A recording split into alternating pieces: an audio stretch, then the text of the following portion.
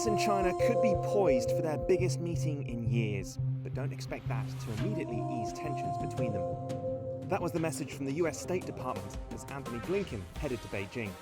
His visit will be the first by a US Secretary of State to China in 5 years.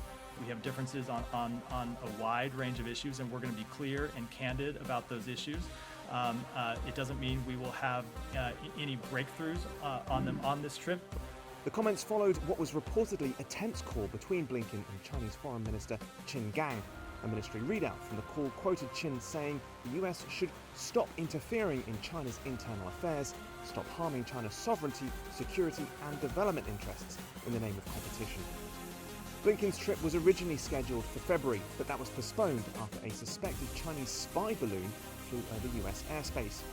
One alarming aspect of the sour ties has been Beijing's reluctance to have open military-to-military dialogue with Washington, despite repeated US attempts. US officials said Blinken would try again in Beijing. The Secretary wants to establish communication channels that are open and empowered to discuss important challenges, address misperceptions, and prevent miscalculation, to manage competition between our two countries. Ties between Washington and Beijing have deteriorated on a range of issues. Among the biggest concerns, however, is the potential for a military clash over the self-ruled island of Taiwan, which China claims as its own. Earlier this month, the US Navy released video it said showed a Chinese vessel coming within yards of one of its ships in the Taiwan Strait.